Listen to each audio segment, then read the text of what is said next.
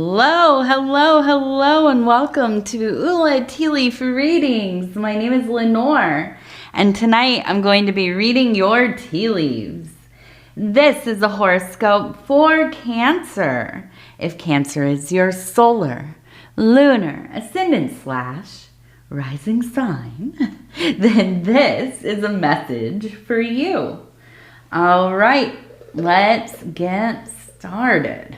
And so we have the Princess of Wands tonight, which really is a card that I am excited to see, especially having to do with Cancer, because it really has this, it's a feeling of finding something that you are taken by, right? Like you find a movie randomly, it's playing on a Sunday afternoon on, the TV matinee, if they still have that, I don't know, but you stumble upon it, right? And you're watching it and you're just transported, right? You might even start to look for things that were in the movie. You might think, oh, I want to go visit that place. This movie was so good. I want to study about the time period. I want to, whatever. You're just immersed in this thing.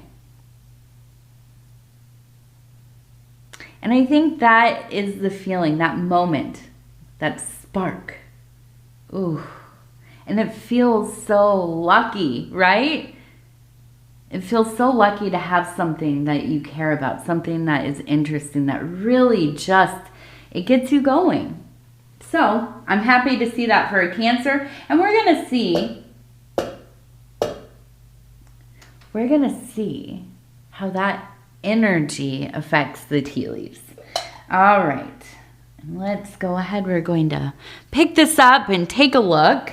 And so if you, if you're new to the channel, welcome. If you've never seen a tea leaf reading, welcome.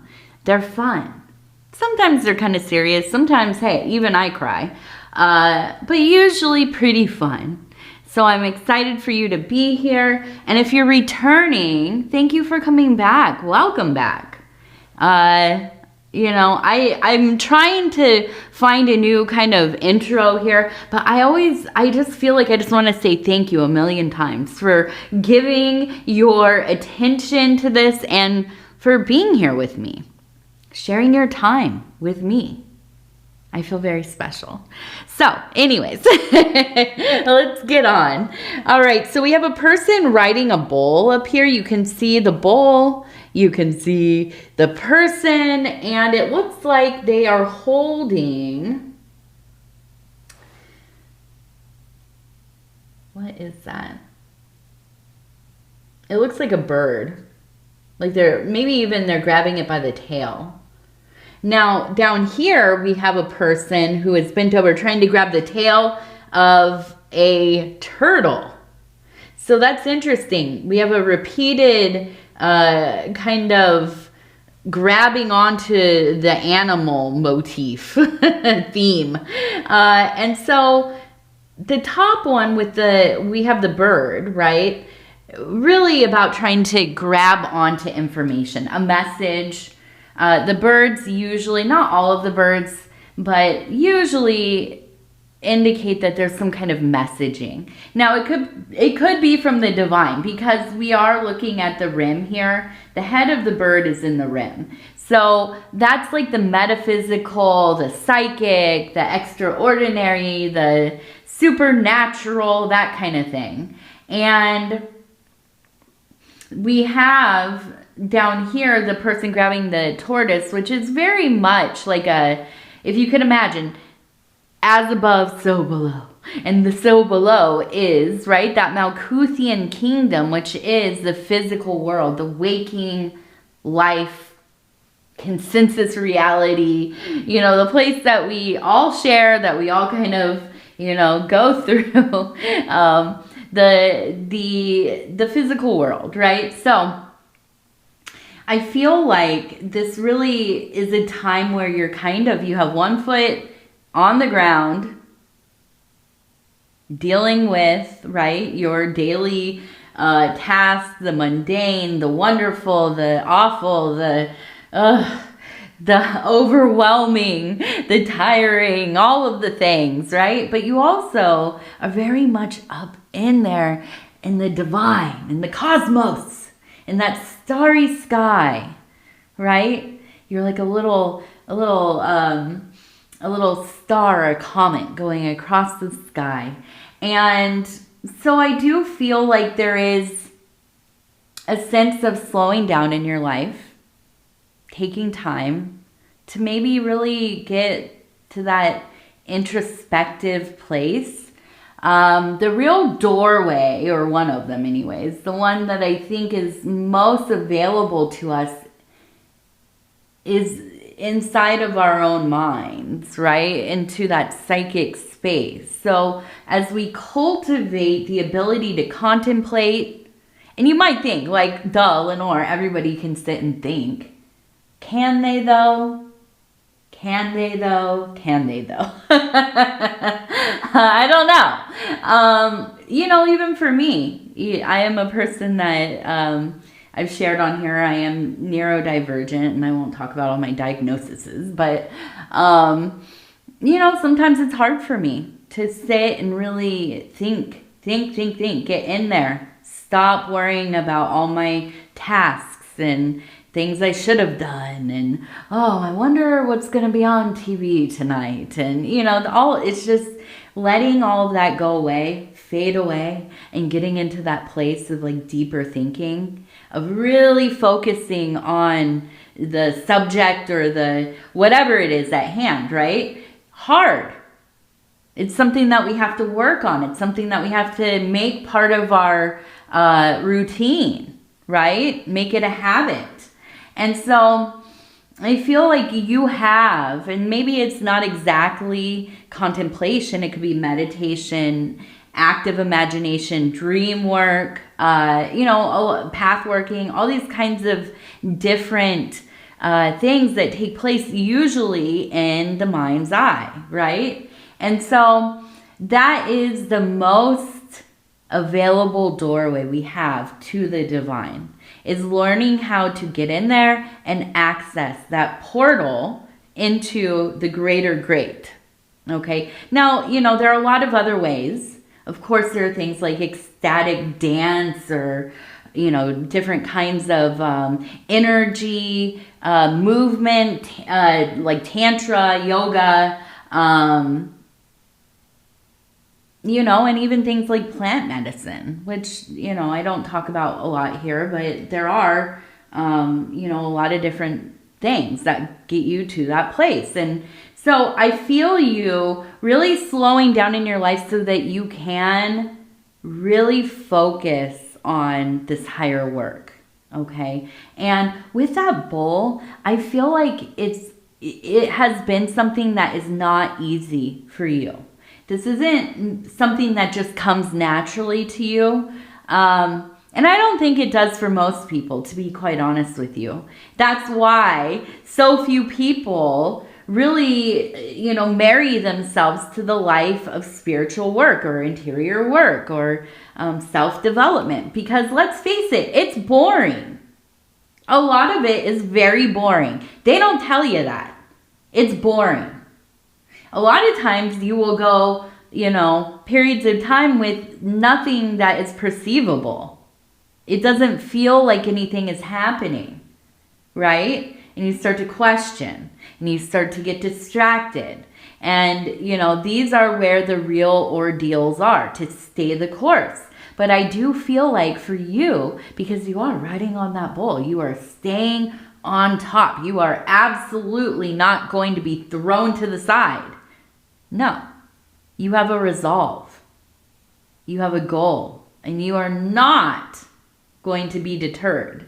So I really do. I see slowing of life and a speeding up of that spiritual world, work, the interior landscape. It is becoming very vibrant because you're spending more time there, So let's see. What else do we have? What else is going on? Oh, Cancer. My favorite sign. No, don't tell anybody that. I am married to a Cancer. I am. All right, let's see. So we have a person who looks like... Okay, so we have the coyote. First of all, let's look at the coyote. The coyote is the trickster, or a trickster, one of the tricksters. This is clear indication that you are having a interaction, or you will be. Maybe you have recently, or you, maybe even as you watch this, it's right there with you. Or you will soon have an interaction with a spirit guide. Not to be confused with the guardian angel so much as an entity that comes to commune with you. Maybe will show you something. Maybe will educate you about something. Maybe will just take a stroll into the desert with you. Maybe will bring you a spiritual download. And that's what I believe. That's what I think is going on here. Now, above them, we have the cup. We have the Ace of Cups right here. We also have a flower growing out of the Ace of Cups. And we have, it looks like a sailboat. So this is movement. This is, I want to change something in my life and I'm doing it, right? That's the energy of the sailboat. Over here, actually, let's go back. So we have the Ace of Cups, which is the Holy Grail, and we have the flower growing out of it. So we have this beautiful, it's a beginning, okay? If you know anything about different cosmologies or,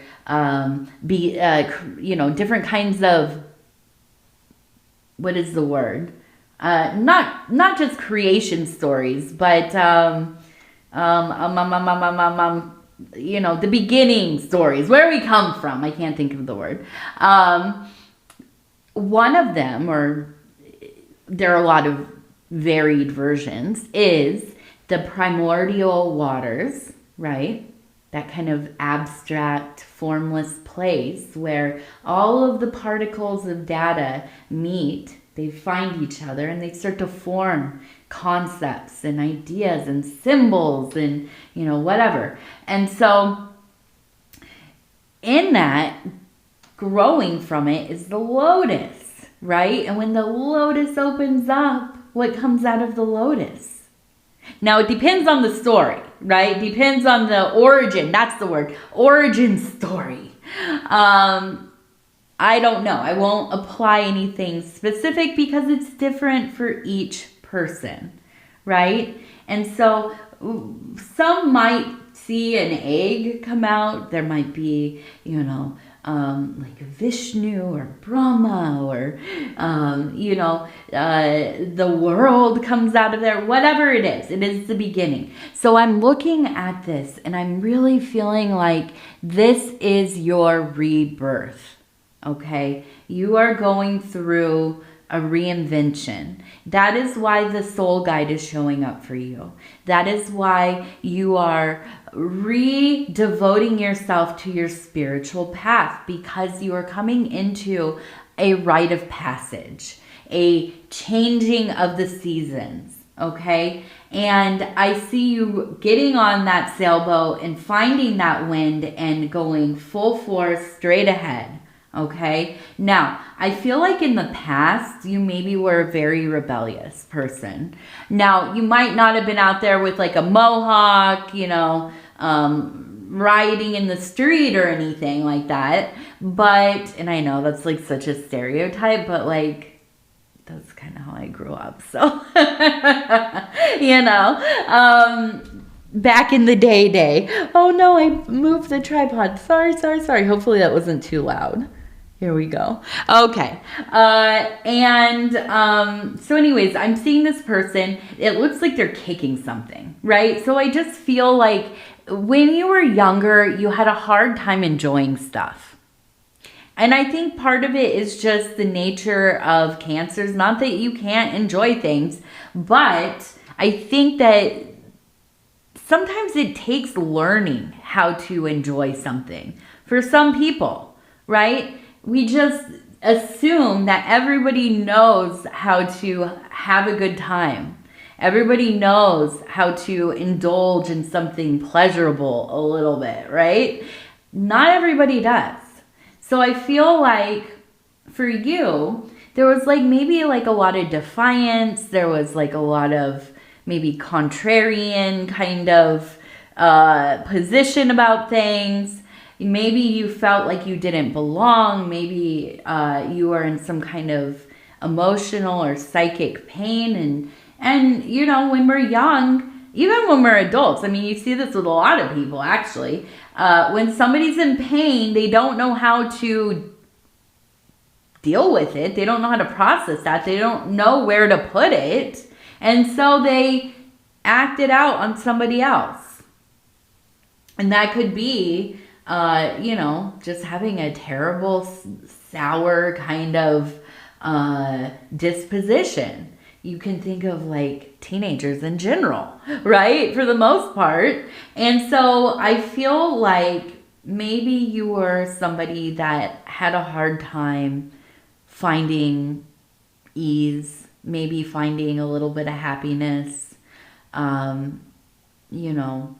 And really, I feel the big thing is that it was hard for you to connect to other things, other people and other things. I feel like you were like an island of your own, right? You just kind of, I just keep getting this feeling of just like not having anybody that could hear you, right? You're trying to express yourself and it's just pushing people away. They don't know how to engage, right? But I feel like as you grew, as you got older, right, and you had experiences, and you know, you probably like read widely and maybe traveled, maybe went to college, maybe, you know, had some relationships and so on. I feel, and we turn over here, we have the person standing next to this beautiful flower and holding, it looks like the cup again, right there, and pouring it out over the flower.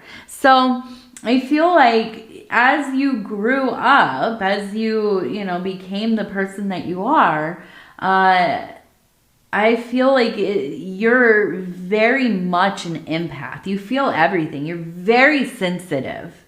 Very sensitive. And I say this, and I always feel like I have to qualify this when I say somebody is sensitive, because I've had people tell me that, oh, you're too sensitive.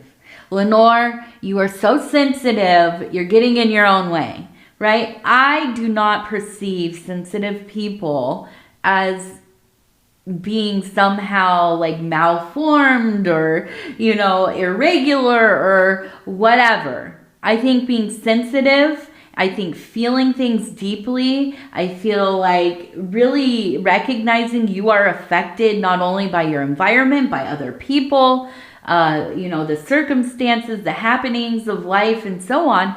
I feel like it is kind of a superpower if we figure out how to protect ourselves, how to navigate life, shielding ourselves a little bit, right? So I feel like you're very sensitive. You have leaned into it. You have made this part of your experience, right? So I imagine you are maybe somebody who is like an artist, a musician, you know, maybe you are a practitioner of some kind. Maybe you divine, or you partake in magic or the occult, or, you know, whatever it is.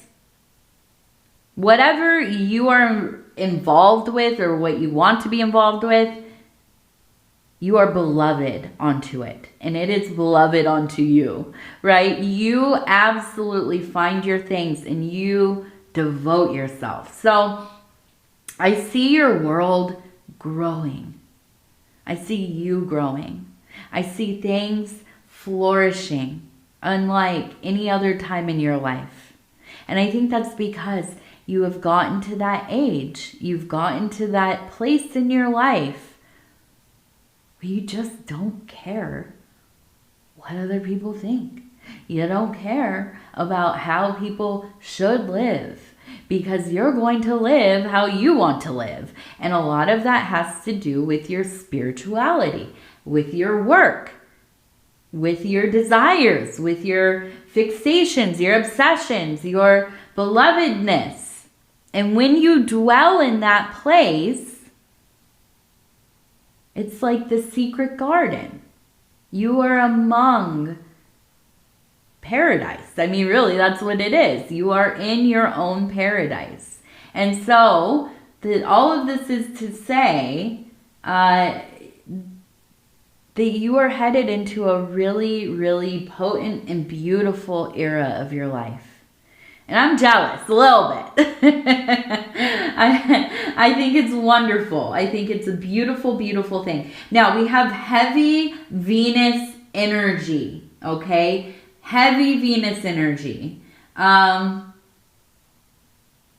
So,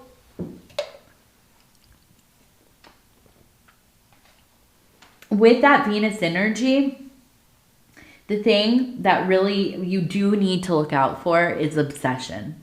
Now, it's okay to be obsessed, right, with something, or I don't know. I don't know what it is. Is it okay to be obsessed with somebody? Maybe, I guess. I don't know. If it's wrong, I don't want to be right, right? But just making sure that you're tempering yourself. You know, like I even told my daughter this yesterday. I was like, you got to check yourself before you wreck yourself. You got to go slow. You know, you got to really, really be more discerning, or be more perceptive, right? Looking at the thing, being honest with yourself when it gets to a point that is unmanageable. Okay, so that's the only little note I have there for that. Now, let's go over here. It looks like we have, again, this one's actually, what is the other one? A squid, not an octopus, a squid.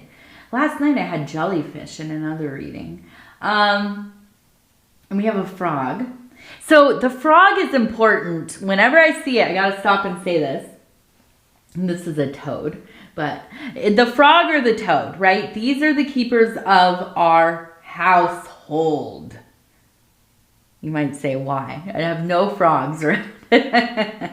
I have this whole concept in my mind, which I did not create, but is kind of like compositely borrowed from a lot of things. And it is that the frog represents the watcher of the yard, right? They're all over your yard, all over the garden, you know, in the trees, we get them on the deck a lot. They like to hang out on the back deck. But they watch the doorways and the windows of the home. I call these things backyard spirits. We have a lot of different kinds of them. They all represent something else. But the frog is the doorways and the windows, okay? And so when the frog comes up in a reading, I always want to mention it is a good time for you to go around your house, check every window, check every lock, make sure there's nothing leaking. You know, maybe if there's like a draft or something like that, making sure that nothing has been broken or disturbed, or, you know, whatever. Whenever I bring this up in a reading, when I see the frog, I promise you almost at least 2 or 3 people will say, I got home from work, my window was open. I left it open on accident. I went to the back of my garage and I found out somebody broke a window open, you know, or I'm leaving on vacation and I just realized that I left the back sliding door unlocked, or, you know, whatever, right? So I'm not saying that something bad has happened. I'm not saying that there's anything to worry about. But what I am saying is the frog is a reminder. It's our time to do a perimeter check. It's our time to walk around and just kind of check on things. You know, my husband, shout out to my husband over at Dove and Serpent Tarot. His name is Paul. He always kind of laughs at me because I'm like, and this is maybe because I'm a Virgo and I'm an earth sign, I walk around the house, I check the ceilings, I check all the windows, I'll look over the floors. I'm always looking to see if there's any kind of, something going on. Something a little, something that needs fixed or something that shouldn't be there or, whatever it is.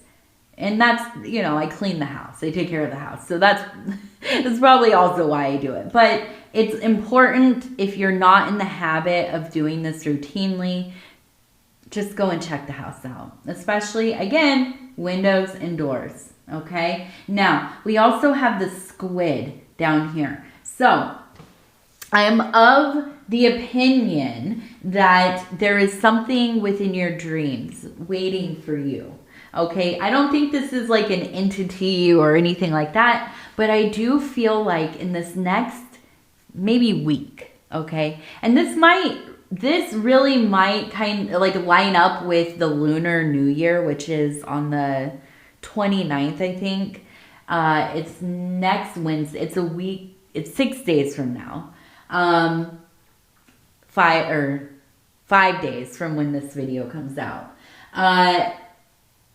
Between now and then, we're going into the year of the serpent.